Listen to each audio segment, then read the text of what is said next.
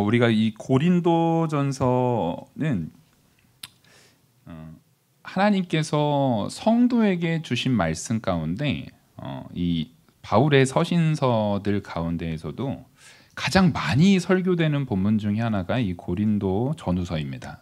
왜냐하면 성도의 삶 속에서 나타날 수 있는 문제점이라든가 그런 적용점, 그러니까 실제적으로 교회론, 이제 교회가 어떻게 문제가 생길 수 있고 어떤 문제 속에서 우리가 그것들을 해결해 나가야 되고 그 모든 것들을 이겨낼 수 있는 중심이 무언가를 잘 표현해주고 있는 게 이제 그 서신서 중에서도 이 고린도전서입니다.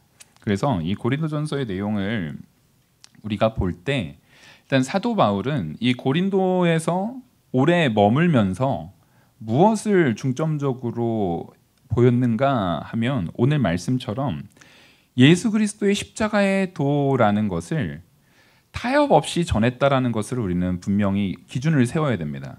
물론 사도 바울은 어디를 가서나 예수 그리스도의 십자가의 도 외에는 자랑하는 것이 없었습니다. 오직 그것만 전했는데 이 고린도 교회에서는 그 부분이 다른 것들보다 더욱더 강조되어야만 실제 내 삶 속에서의 변화도 나타날 수 있다.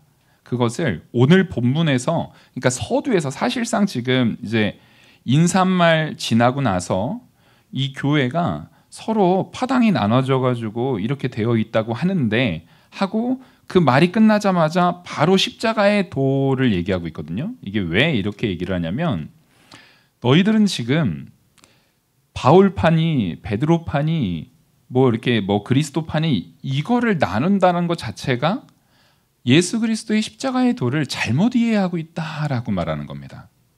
지금 이 편을 나누고 거기서 당파를 나눠서 서로 이렇게 찢어져 있다는 것 자체가 지금 예수 그리스도가 어떤 분이시고 예수 그리스도를 믿는 사람의 마음의 상태와 예수 그리스도를 믿는다는 것이 어떤 것인지를 지금 바로 깨닫지 못하고 있다라는 것을 말해주고 있는 거예요. 그래서 실제로 오늘 이 고린도전서 전체에서 이후로 나타나는 내용에서도 이 예수 그리스도의 십자가의 도, 이 예수 그리스도의 십자가의 도라는 것은 바로 이거죠. 예수님께서 우리의 죄를 위해서 이 땅에 오셨습니다. 우리는 다 죄인이지만 예수님께서 우리의 죄를 다 짊어지시고 완전한 구속을 이루셨습니다. 그래서 예수 그리스도께서는 우리의 죄가를 통해서 죽으시고 3일 만에 부활하셔서 다시 생명으로 살아나는 참된 역사를 우리한테 보여주셨고 그것이 여기서 끝나면 안 됩니다. 그것이 우리 안에 믿어지게 적용하시는 것까지가 십자가의 도입니다. 여러분 단지 그냥 예수님이 그랬었대 라는 것은 우리한테 아무런 의미가 없어요. 왜냐하면 십자가의 도라는 것은 예수 그리스도를 믿는 믿음 안에 있는 자들에게만 의미가 있는 것이지 믿지 않는 자들에게는 아무런 의미가 없는 것임을 오늘 본문에서 말해주고 있거든요. 근데 먼저 우리는 이거에 대한 결론을 압니다. 예수 그리스도를 그 십자가의 도를 믿는 것은 우리 능력으론 안 된다는 거예요. 하나님께서 주시는 은혜여야 된다는 거예요. 그래서 진짜 지혜가 무엇인가?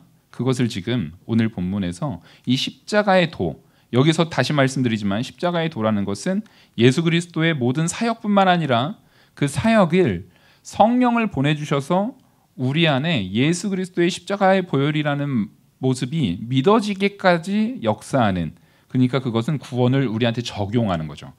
적용하는 것까지 모든 것을 다 해서 십자가의 도라고 말하는 겁니다. 그래서 이 십자가의 도에서 떠나 있는 사람은 반드시 멸망합니다. 다른 대안은 없어요. 그래서 여기서 멸망자와 십자가의 도에 대한 부분을 지금 구분해서 지금 표현하고 있거든요. 18절에 보시면 십자가의 도가 예수 그리스도의 십자가의 보혈과 그것을 성도에게 믿어지게 하는 그 적용까지를 분명히 머릿속에 기억하십시오. 그 십자가의 도가 멸망하는 자에게는 미련한 것이요. 그러니까 이 십자가의 도, 이것을 믿음 가운데 적용되지 않는 사람은 그것 자체가 완전히 미련하게 보인다는 거예요. 왜냐하면 그 사람들은 멸망하는 자거든요. 그래서 예수 그리스도를 믿는 믿음이 우리 안에 적용되지 않으면 반드시 멸망한다라는 것을 18절에서 선언하고 있는 겁니다. 이 고린도라는 지역 자체는 우리가 제가 사도행전에서도 말씀 증거할 때 마침 우리 고린도 교회에 대한 부분을 나눴고, 그래서 지난주에 또 인성 목사님이 고린도 그 지역에 대한 부분을 설명을 했듯이, 여기는 굉장히 그 헬레니즘 문화가 창성했던 지역의 아주 대표적인 동네 중에 하나예요. 그러니까 그 창성했던 두 가지 큰 문명, 제가 사도행전 우리 할 때 배웠는데 큰 두 가지의 문명이 그 주전 5세기경쯤에 그 스파르타하고 아테네가 있었잖아요. 그 스파르타하고 아테네가 이 고린도 아주 좁은 공간입니다. 여기 이 스파르타가 있었던 큰 반도 지역하고 아테네가 있는 그 대륙 지역하고 요 좁은 지형으로 싹 연결되고 있는 그 위치, 그 입구에 위치하고 있는 게 고린도잖아요.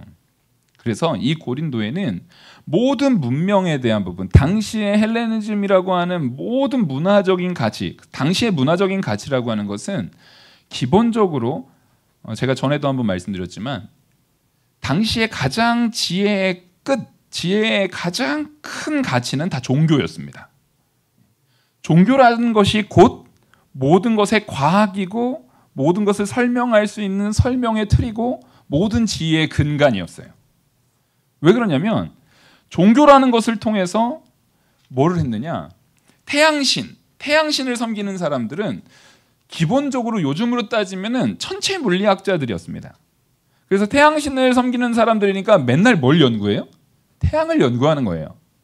태양이 언제 떠가지고 언제 지는지, 시간이 어느 만큼 지나면 어느 위치에 있고, 태양이 어느 계절에는 어떻게 해서 농사를 지을 때 우리가 어떤 유익을 얻을 수 있는지에 대한 부분을 뭘로 하냐면, 이것을 섬기는 그 종교 속에서 빠져 있는 사람들이, 그 종교에 대한 부분을 가지고 연구하는 사람들이 그 태양신을 섬기는 그런 개념 속에서 그 사실들을 찾아내는 거예요. 달의 신을 섬기는 사람들은 또 달을 연구하는 거예요. 그러니까 실제적으로는 당시에는 종교가 곧 과학이었습니다. 종교가 곧 과학이었어요. 그래서 바다를 나가더라도 그 바다에 대한 이 물이 조석 간만에 차가 일어나고 이런 부분도 다 이 신들에 의해서, 달의 신이라든가 바다의 신이 함께 작용하는 막 그런 부분이기 때문에 그것을 경험적으로 이해를 하고 그 경험적인 부분에서 일정한 법칙들을 찾아서 농사를 짓거나 무역을 하거나 모든 일에 사용했기 때문에 그래요. 그래서 이 사람들은 그 모든 문화가 직결되어 있는 곳이다. 그러니까 다양한 종교가 직결되어 있는 경우에는 뭐가 가능하냐면 비교가 가능한 거예요. 이게 비교 분석이 가능하니까, 이 경우에는 이 종교보다는 이 종교의 거가 더 맞는데, 이 경우에는 얘네 거가 더 맞는데. 그래서 과거에 피타고라스 같은 사람은 그 일종의 교주였거든요. 우리가 수학자 피타고라스 다 알잖아요. 그 사람은 사실상은 종교인이었습니다. 과학자가 아니고요, 일종의 교주였습니다. 교주. 그 사람의 교주가 있었는데, 교주로서 존재했었는데, 이 사람은 세상을 막 유람을 했어요. 그래서 그 삼각함수, 피타고라스가 얘기하는 그 삼각함수 같은 경우도 이집트에 방문했다가 그 사람들이 나일강이 범람해가지고 더 이상 이 땅 경계가 이게 네 땅인지 내 땅인지 모르는 거기에서 아예 그냥 개념을 딱 그 사이즈, 크기만 우리가 정확하게 계산할 수 있으면 경계랑 상관없이 어차피 다 비옥하거든요. 강이 범람하고 나면 다 비옥해졌어요. 그런 부분들을 우리가 딱 이 정확한 내 밭의 크기, 그걸 가지고 우리가 나누자라고 했던 그 이집트 사람들의 지혜를 피타고라스가 사실상 발견하고 그걸 그대로 가져와서 적용한 것뿐이에요.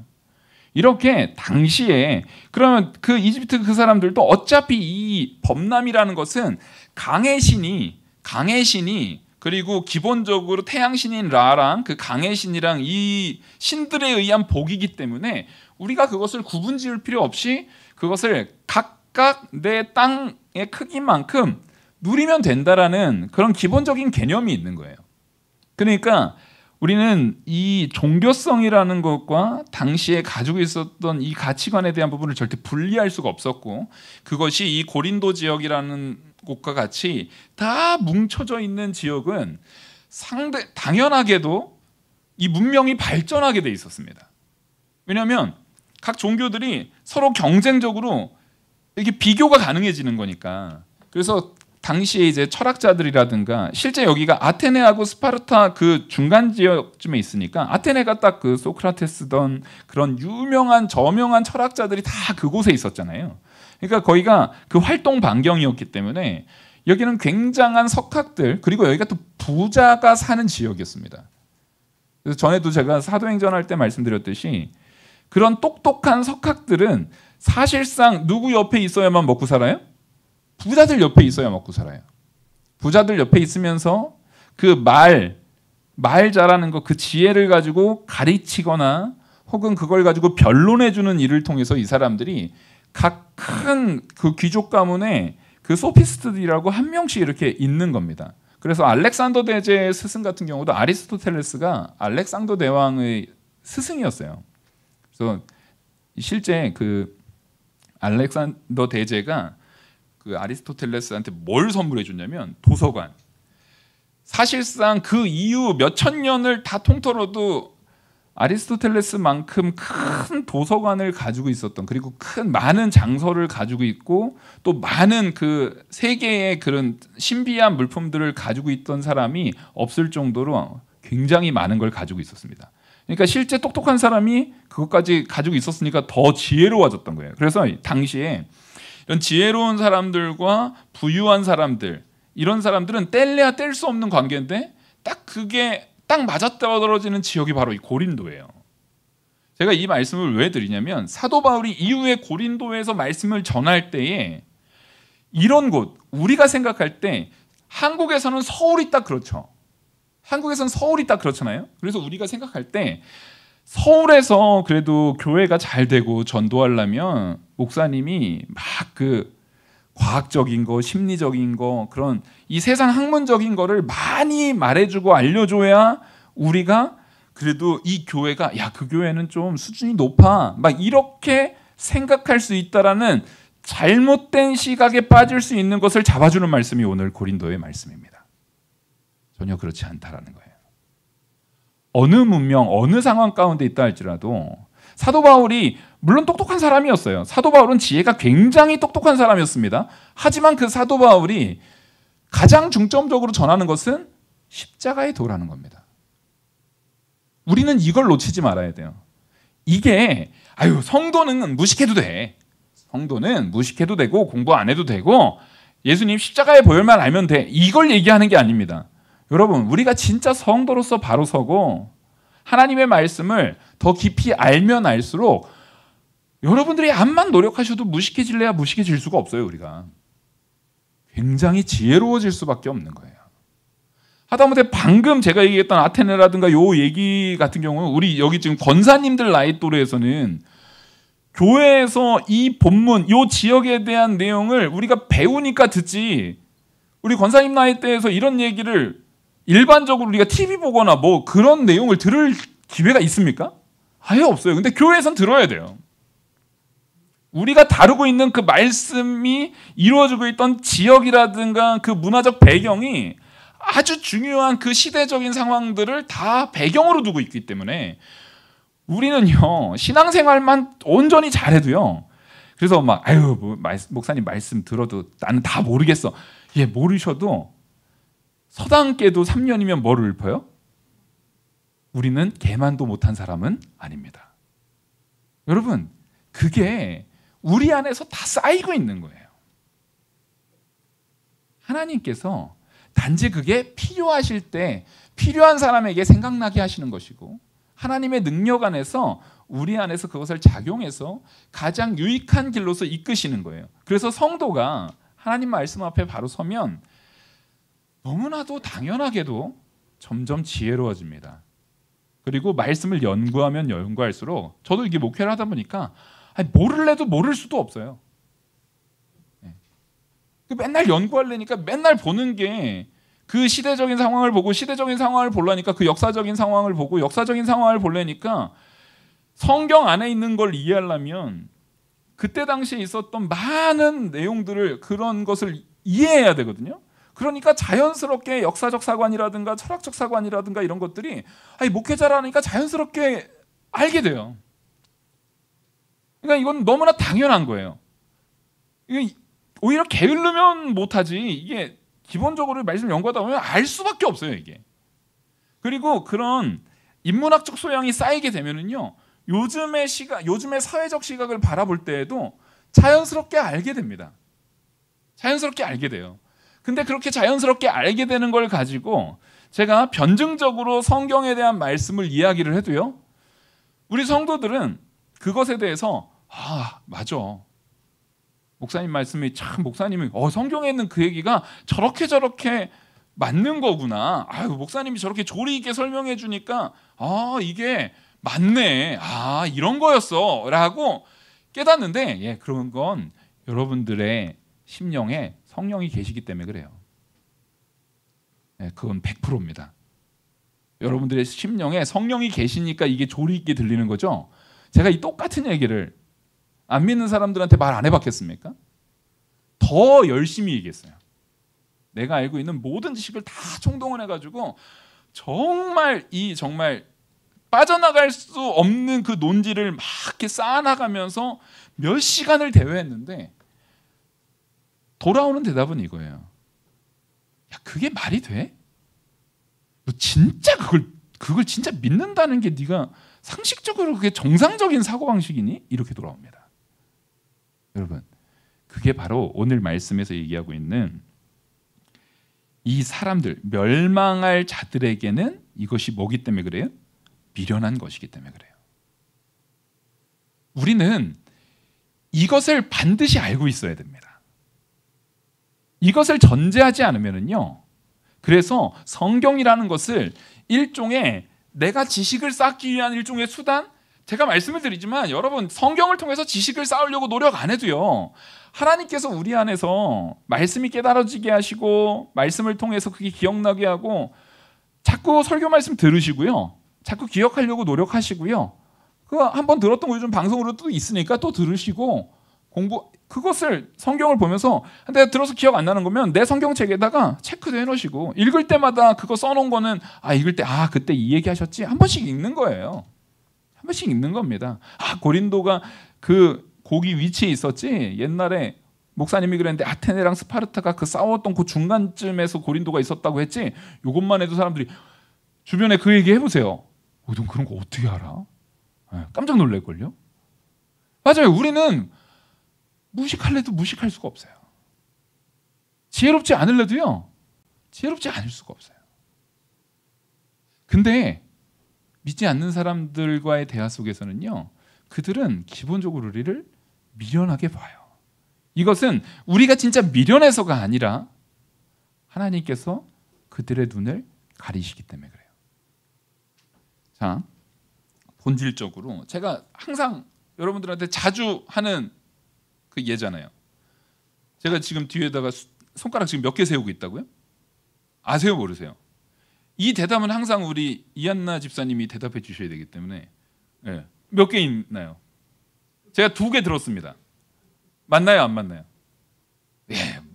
이제 경험적으로 한 5번 하셨 이제 알아요. 2개 있습니다. 자, 이게 진리라고요. 이 진리에 대한 부분을 바로 알 수 있는 것은 누가 알려줘야 돼요? 이것을 아는 자가 알려줘야 돼요. 제가 지금 2개를 들었다라는 것을 알려줬을 때 맞힐 수 있는 거예요. 이게 거짓이면 몰라요. 근데 이 세상은요, 진리가 없어요. 근데 참된 진리고 창조주 하나님이시고 신실하시고 거짓이 없으신 하나님께서 우리한테 그 진리를 알려주셨습니다. 내가 천지를 창조했다고요. 그리고 내가 너희를 구원했다고요. 구원의 길은 예수 그리스도의 십자가의 도밖에 없다고요. 아멘. 우린 이걸 믿는 자들이에요. 근데 이것이 우리에게는 믿어지고 우리에게는 너무나 귀한 건데 다른 이방에 믿지 않는 자들에게는 미련한 이유가 뭡니까? 그들에게는 하나님이 없어요. 그들에게는 하나님을 믿는 마음이 없어요. 하나님을 인정하지를 않아요. 여기에서 갈려지는 겁니다. 그러면 어떻게 해야 그들에게 하나님을 깨닫게 합니까? 어떻게 해야 그들로 하여금 하나님을 믿을 수 있게 합니까? 사람이 어떤 방법으로 하면 될까요? 똑똑한 방법으로 최대한 설득력 있게 모든 과학적인 부분을 다 동원해서 하면 될까요? 그게 안 된다라고 말하는 것이 오늘의 말씀입니다. 그래서 구원을 받는 우리에게는 하나님의 능력이라. 자, 구원을 받는 우리에게는 이 십자가의 도가 구원을 받는 우리에게는 하나님의 능력이에요. 자, 이걸 잘 아셔야 됩니다. 이것은 하나님께서 무언가 해주시는 어떤 법칙과 원리가 아니라 그냥 하나님의 능력이라고요. 하나님이 능력이라는 것은 내가 무언가를 이렇게 계산해가지고 하는 개념이 아니라 주어지는 걸 얘기하는 겁니다. 능력 있는 분한테서 받아야 되는 거예요. 그래서 우리는 구원을 뭘로 받습니까? 은혜로. 그 은혜는 곧 선물이죠. 우리는 구원을 은혜로 받아요. 은혜로 받는다는 것은 내가 깨닫는 게 아니라 그 은혜를 줄 수 있는 권능과 능력을 가지신 하나님께로부터 받아 누리는 거예요. 그래서 여기에서는 사람의 지혜에 대한 부분이 아니라 설득에 대한 부분이 아니라 하나님의 능력이 있고 없음의 차이입니다. 우리는 하나님을 믿는다라고 하는 것은 그 믿는다라는 개념은 내가 깨달았어, 내가 이해했어의 개념이 전혀 아니라는 걸 분명히 성도는 반드시 기준을 세워야 됩니다. 우리가 깨달았다라고 말하는 것은 하나님의 능력이 내 안에 있다예요. 이걸 반드시 기억하셔야 돼요. 아, 내가 어느 날 그게 깨달아졌어. 이거는 사실상 이후에 하나님께서 주신 많은 은혜 가운데에서 내가 인식하는 것뿐이지 사실은 그 깨달음은 내 안에 누가 있어야만 깨달아지는 거예요? 성령이 있어야만 깨달아져요. 성령이 내 안에 있는 것은 하나님의 능력입니다. 사람이 도대체 무슨 능력을 가지고 사람이 뭘 가지고 하나님을 내 안에 가져올 수 있나요, 우리가? 어떻게 하면 하나님을 내 안에 가져오고 어떻게 하면 내가 누군가에게 하나님을 줍니까? 말도 안 돼요. 그것 자체가 불가능해요. 그래서 이거는 철저하게 하나님께서 성령을 내 안에 주셔야 되는 거예요. 철저하게 하나님의 능력입니다. 여기에서는 사람의 어떤 수단도 이 안에 들어가지 않아요. 바로 사도 바울은요, 그 모든 지혜와 당시의 석학들의 모든 지혜가 총망라에 있는 그 고린도라는 지역에서 바로 이 십자가의 도, 너희들이 알고 있는 그 지혜라는 것은 아무런 가치가 없고 아무런 쓸데없고 너희들한테 내가 진짜 능력, 바로 하나님의 능력인 예수 그리스도를 믿는, 우리의 죄를 위해서 죽으시고 부활하신 예수 그리스도, 그 예수 그리스도가 우리의 구주가 되시는데 그것은 하나님의 계획이었고 성령님의 우리 안에 오셔서 적용하시는 그 능력이었음을 선언하는 게 바로 이 말씀의 주제고 핵심이에요. 복음으로 충분합니다. 다른 거 필요 없어요. 복음으로 충족합니다. 교회는요, 복음으로 충분한 거예요. 여기서 다른 술수를, 다른 무슨 방법론에 대한 부분을 가지고 우리가 절대 거기에다가 많은 시간과 많은 열정과 많은 것들을 투자하는 것보다는 복음에 우리는 충실해야 합니다. 그게 교회의 본질이고요. 하나님께서 우리에게 요구하시는 게 그거예요. 교회가 좀 재미없어야 돼요. 복음에 충실해야 돼요. 교회는 맨날 인스턴트 식품, 엄마가 집에서 떡볶이만 365일 해주면 그 애 망쳐요. 교회는 그 복음, 진짜 그 영이 살게 하는 말씀, 영이 살게 하는 그 말씀에 초점을 맞춰야 되는 거예요. 그래서 지금 사도 바울이 이것을 지금 많은 성경의 인용구들을 통해서 가장 근본적으로 이사야서 29장의 말씀을 통해서 이것을 변증해 나가고 있는 게 오늘의 말씀입니다. 사실상 우리 읽어봤을 때 다 우리가 믿고 고백하는 내용들이었잖아요. 그렇죠? 근데 이게요, 누구한테는 죽어도 고백이 안 돼요? 안 믿는 사람들한테는, 여기서 딱 안 믿는 사람을 누구와 누구로 구분을 해서 말을 하냐면 유대인과 헬라인으로 말을 합니다. 유대인들은 지금도 이사야서를 믿지 않아요. 이사야서에서 그 메시아 예수 그리스도의 오심을 얘기했던 걸 믿지 않아요. 헬라인들은 그 사실을 예수 그리스도가 우리의 죄를 위해서 동정녀 탄생을 했고 우리를 위해서 죽었다가 부활했다는 사실을 야 그게 말이 돼? 하면서 미련하게 여겨요. 그래서 예수님이 19절에 기록된 바 내가 지혜 있는 자들의 지혜를 멸하고 총명한 자들의 총명을 패하리라 하였으니 지혜 있는 자가 어디 있느냐? 선비가 어디 있느냐? 이 세대에 변론가가 어디 있느냐? 하나님께서 이 세상의 지혜를 미련하게 하신 것이 아니냐? 자, 여기서 보십시오. 지혜라는 것은 우리가 마침 요즘에 잠언을 하잖아요. 지혜의 근본은 하나님을 경외하는 거예요. 근데 이 사람들, 세상은 하나님을 경외하지 않는 자들이기 때문에 하나님을 경외하지 않는 자에게 하나님이 지혜를 준다고요? 안 준다고요? 안 줘요. 그들에게 지혜가 없어요. 이미 죄를 지음을 통해서 하나님의 지혜가 떠났어요. 그나마 이사야서에서 하나님께서 아브라함을 통해서 이스라엘 백성을 택하시고 가나안 땅에 이스라엘 백성에게 땅을 주시고 그들에게 예루살렘 성전과 하나님이 함께 하시는 역사를 보였음에도 불구하고 그들이 누구를 떠나요? 하나님을 떠났습니다. 그때 이사야서 29장에서는 하나님이 너희들에게서 다시 떠나가신 것을 말해주고 있어요. 너희가 미련하게 하나님을 떠났다. 하나님을 버렸다. 바로 그게 뭡니까? 하나님을 단지 자기들을 위한 일종의 수단으로 사용하는 것뿐이에요. 여러 많은 신들 중에 내가 이용할 수 있는 이용 가치가 있는 어떠한 신 정도로 이스라엘 백성들이 하나님을 우습게 여겼기 때문에 하나님이 그들을 미련한 자리에 내버려 두시는 거예요. 그래서 하나님이 없는 지혜는 있을 수가 없어요. 앞서 말했듯이 여러분들은 예배 가운데 하나님의 말씀을 듣고 하나님의 말씀으로 우리가 가사가 붙여진 찬송을 하고 하나님의 말씀에 근거한 기도를 하고 그렇게 신앙생활을 하면 할수록 지혜로워지지 않을 수 있다고요? 없다고요? 없어요. 우린 지혜로워질 수밖에 없는 자들이에요. 왜냐하면 그 지혜는 하나님께 속해 있기 때문에 그렇습니다. 그래서 하나님께 속해 있지 않은 자들은요, 아무리 훌륭한 내용에 있어도 미련해질 수밖에 없어요. 우리나라에서 그 수학의 노벨상이라고 불리는 그 상을 또 받았더라고요. 39살밖에 안 됐어요. 저보다 5살이나 어린데 교수님이시더라고요. 근데 그분이 하는 게 수학이라는 것은 진리를 찾아나가고 추구하는 과정이다라고 얘기를 하더라고요.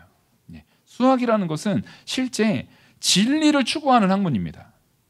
그러면 수학이 정말 진리를 추구하는 학문의 끝을 가면 이 사람이 이 수학으로 진짜 진리를 찾을 수 있으면 그 사람은 반드시 누구를 발견하게 될까요? 예? 누구를 발견하게 될까요? 예, 하나님을 발견하게 되겠죠. 여러분들은 그 수학자도 미처 발견하지 못한 것을 알고 계시는 겁니다. 노벨상을 받은 사람도 수학으로 발견하지 못한 걸 여러분들은 이미 알고 있어요. 왜요? 하나님이 답을 알려주셨으니까. 근데 그들은 하나님을 믿지 않기 때문에 그것을 인정하지 못해요. 여러분, 이게 진짜 지혜 있음과 지혜 없음의 차이라는 거예요. 지혜는 하나님을 통해서 있고 없고의 문제지 내가 깨닫는 과정이 아니에요. 단지 하나님이 내게 있었기 때문에 진리가, 그 지혜가 내 안에 있기 때문에 단지 내가 살아가면서 연약한 가정 가운데 하나님께서 아브라함을 부인을 팔아먹던 아브라함에서 이삭을 바치는 믿음까지의 아브라함으로 자라게 하셨던 과정이 있던 것처럼, 근데 이 과정 가운데 하나님께서 아브라함을 택한 것은 과정하다가 너 이 정도 됐으니까 이제부터 내가 인정해 줄게요. 처음 부르기 전부터예요. 처음 부르기 전부터잖아요. 우리 그걸 기억해야 되는 거예요. 이미 우리에게는 하나님이 있기 때문에 그 진리를 발견하는 과정의 삶을 살아갈 수가 있었던 겁니다. 그게 바로 지혜로운 자들이에요. 지혜는 따라하겠습니다. 내 안에 있느냐 없느냐 둘 중에 하나밖에 없다. 그럼 이 시간 제가 묻겠습니다. 여러분들은 진리가 있는 줄 믿습니다? 아멘. 예. 부인하실래도 부인할 수도 없어요.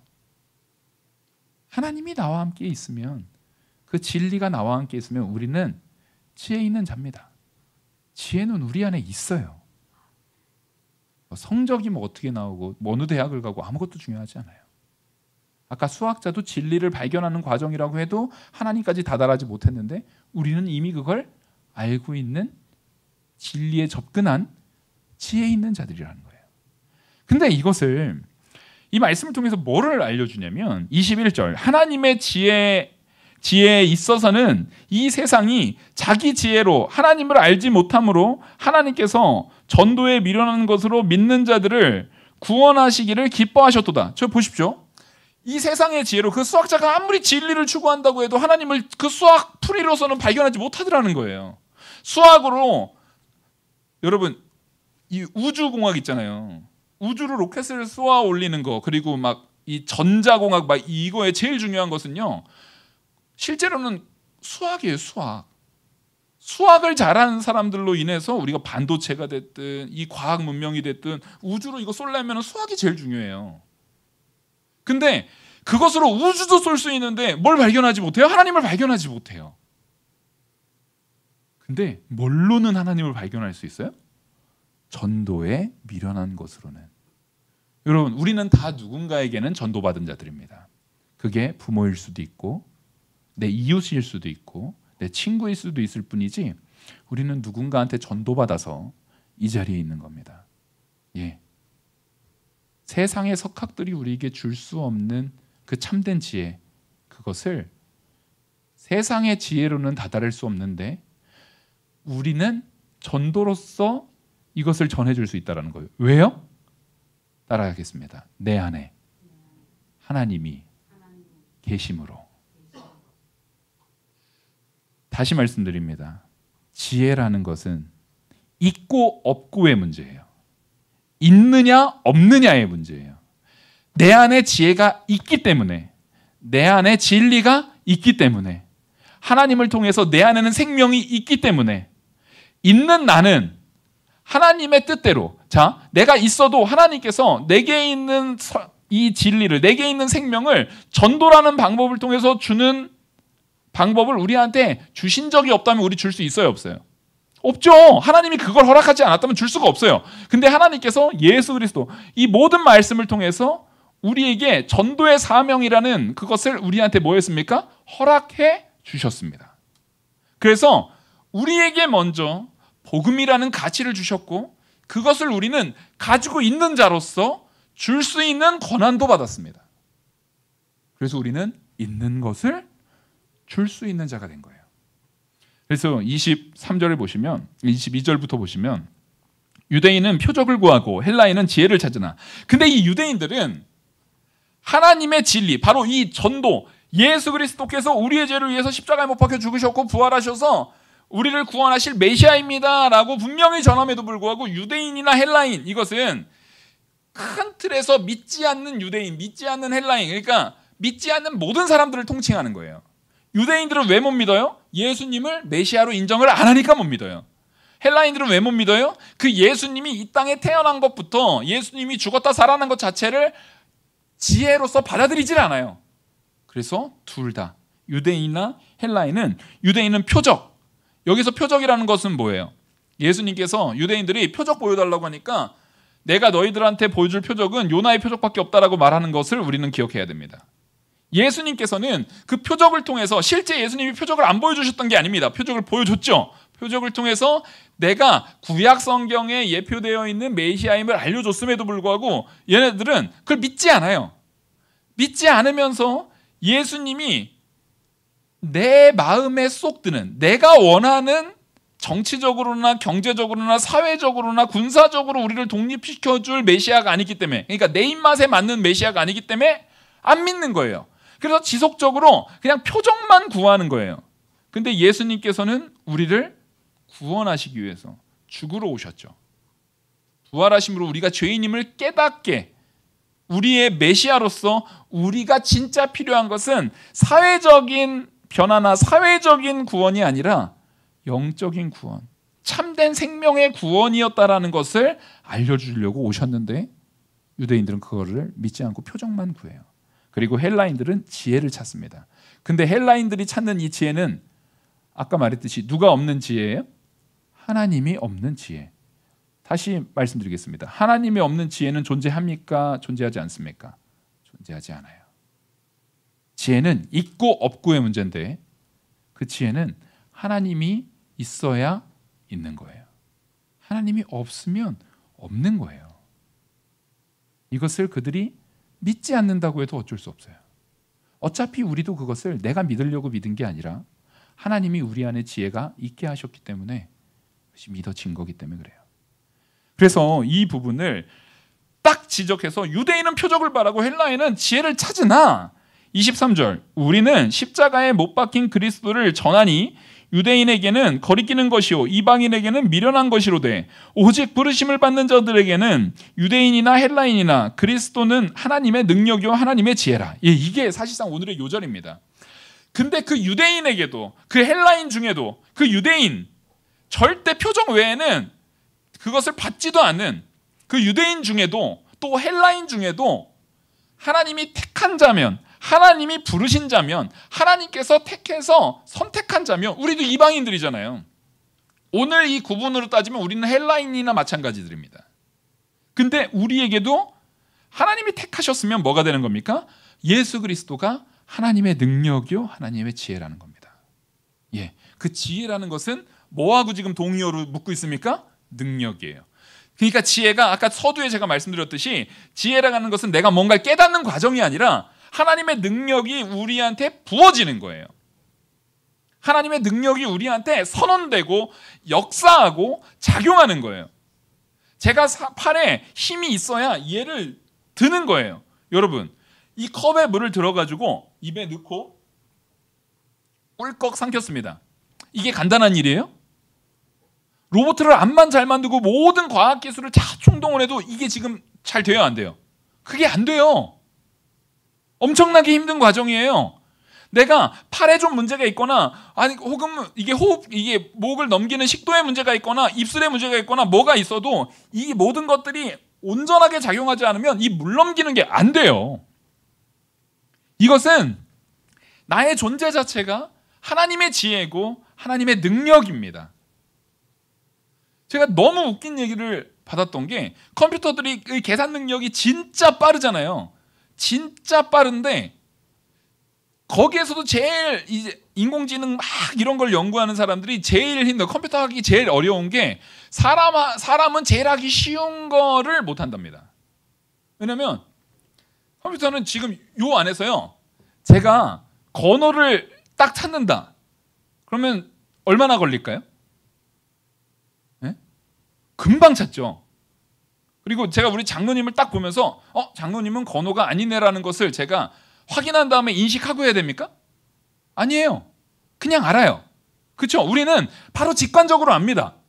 근데 그 기술이 망라된 컴퓨터는 만약에 여기서 건호를 찾는다 그러면 한 사람씩 다 찾아야 돼요. 하고 아니네, 하고 아니네, 하고 아니네, 하고 아니네, 하고 아니네. 모든 것을 데이터를 다 읽어봐야 이게 맞는지 아닌 건지를 확인하는 과정이에요. 근데 우리는 어때요? 그렇지 않아요. 오히려 그게 더 힘들죠. 왜 그렇게 미련하게 해? 근데 이게 바로 하나님께서 우리에게 주신 큰 능력이에요. 하나님께서는 우리로 하여금 직관적으로 내 아들을 알아보는 거예요. 알아볼 수 있는 능력이 우리한테 있는 거예요. 마찬가지로 우리는 누구를 알아보는 겁니까? 우리의 주인 되시는 우리의 목동, 우리의 양치시는, 우리를 인도하는 그 주인의 목소리를 알아듣게 되는 거예요. 우린 그냥 아는 거예요. 누가 알게 하시니까요? 하나님이 알게 하시니까 우린 아는 거예요. 이게 바로 진짜 지혜입니다. 그래서 하나님의 어리석음이 사람보다 지혜롭고 하나님의 약하심이 사람보다 강하니라. 26절, 형제들아 너희를 부르심을 보라. 육체를 따라 지혜로운 자가 많지 아니하며 능한 자가 많지 아니하며 문벌 좋은 자가 많지 아니하도다. 그러나 하나님께서 세상에 미련한 것들을 택하사 지혜 있는 자들을 부끄럽게 하려 하시고 세상에 약한 것들을 택하사 강한 것들을 부끄럽게 하려 하시며 하나님께서 세상에 천한 것들과 멸시받는 것들과 없는 것들을 택하사 있는 것들을 폐하려 하시나니. 자, 왜 이렇게 할까요? 왜 이렇게 미련한 자들을 찾고 왜 이렇게 할까요? 사실은 하나님의 입장에서는 누가 더 미련한가 누가 덜 미련한 게 의미가 있나요? 네?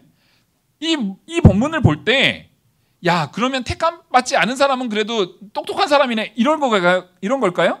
아니, 도대체 하나님 보시기에 이 세상에서 제일 똑똑한 사람이 하나님 보시기에는 얼마나 똑똑할까요? 우리가 밑에 저기 꽃밭에 보면 개미들이 되게 많아요. 제가 이렇게 개미들을 딱 보고 있는데 얘네들이 막 쫙 줄지어 가잖아요. 근데 그 중에서 그 개미들 중에 제일 똑똑한 애 하나 딱 고르면 제가 놀랄까요? 야, 이 개미는 엄청 똑똑하네? 이렇게 놀랄까요? 아니요. 알지도 못하지만 똑똑해봤자 개미예요. 구더기들이 꿈틀꿈틀거리고 있어요. 근데 그 구더기 중에 제일 똑똑한 구더기, 의미 있어요, 없어요? 아무런 의미가 없어요. 마찬가지입니다. 사람 중에 한만, 우리 다 미련한 자를 택했다고 하지만 사실은 모든 인류가 하나님 앞에서는 철저하게 미련합니다. 무슨 의미가 있어요? 근데 우리 중에서는 우리는 서로 누구보다 더 이게 있잖아요. 이 편에서 하나님께서 이걸 통해서 성도인 우리에게 알게 하시려는 내용이 뭐냐? 이것은 그러니까 하나님 편에 필요한 부분이 아니라 우리 편에 필요한 거예요.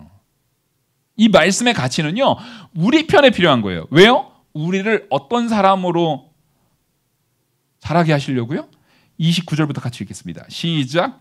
이는 아무 육체도 하나님 앞에서 자랑하지 못하게 하려 하심이라. 너희는 하나님으로부터 나서 그리스도 예수 안에 있고 예수는 하나님으로부터 나와서 우리에게 지혜와 의로움과 거룩함과 구원함이 되셨으니. 31절 같이 읽겠습니다. 기록된 바 자랑하는 자는 주 안에서 자랑함과 같게 하려 함이라. 자, 이거 우리한테 왜 이렇게 했다고요? 자랑하지 못하게 하려고요. 왜냐하면 우리는 지혜가 있는 거라니까요. 진리가 있는 거예요. 내가 뭘 깨닫고 노력하고 그런 게 아니에요. 하나님께서 주신 거예요. 그러니까 내가 자랑할 게 없어요. 어느 누구도요. 그래서 그런 어떠한 여지도 주지 않으려고 하나님께서는 이렇게 미천하고 나약하고 이 자들을 택했다라는 거예요. 근데 여기서 중요한 사실이 있습니다. 이상하죠? 내가 분명히 믿기 전에는 내가 그렇게 미천하거나 미련하거나 부족한 자라고 생각 안 했는데, 나 죄인이라고 생각 안 했는데, 예수님을 믿고 깨닫고 예수님을 점점 믿으면 믿을수록 갑자기 그 사람이 어떻게 변해요? 주여, 이 죄인을 불쌍히 여겨 주시옵소서. 이 고백이 자연스러워지죠. 분명히 내가 믿기 전에는 죄인이 아니었는데 내가 믿는 순간부터 내가 죄인인 걸 깨달아요, 안 깨달아요? 깨달아요. 바로 여기에서 우리가 천한 것, 멸시받는 것, 이런 모든 자들은 사실상 하나님을 만났을 때 나타나는 사람의 모습이에요. 그래서 우리는요, 하나님을 아는 사람은, 하나님을 만났으면, 하나님의 택함 받은 백성이면 자랑하지 못합니다. 자랑할 게 없어요. 그러면서 31절에 말하는 것처럼 기록된 바 자랑하는 자는 주 안에서 자랑하라 함과 같게 하려 함이라. 여기서 주 안에서 자랑하라는 얘기는, 하나님, 저는 그래도 평소엔 자랑 안 하는데 주 안에서니까 교회에선 자랑 좀 할게요. 교회에서는 주님 안에서 우리가 자랑 좀 할게요. 참 미련한 거죠. 주 안에서 자랑하라는 얘기는 따라하겠습니다. 주님만 자랑하라. 혹시 이거 잊어먹으실 것 같으면요, 여기다 적어 놓으세요. 31절 빨간 줄로 딱 그어놓으시고 주 안에서 자랑함과 같으니라는 말의 뜻 적고 이꼴 딱 그어놓고 주님만 자랑하라는 의미 이렇게 적어놓으세요. 아예. 그래서 이 본문 읽을 때마다 이 사실을 깨닫게. 이것은 주님만 자랑하라는 겁니다. 내가 아닌 오직 주님만 자랑하는, 우리 교회가 우리 교회를 드러내려고 하는 것이 아니라 우리의 머리 되시는 예수 그리스도만 드러내는 우리 영학교회와 우리 영학교회 모든 성도님 되기를 간절히 소망합니다. 기도하시겠습니다. 은혜와 사랑이 많으신 하나님 아버지, 오직 하나님의 은혜 안에서 이 교회 곧 성도인 우리에게 예수 그리스도의 십자가의 도, 예수 그리스도만으로 충분하고 충족한 줄 우리에게 깨닫게 하여 주신 하나님의 은혜 감사합니다.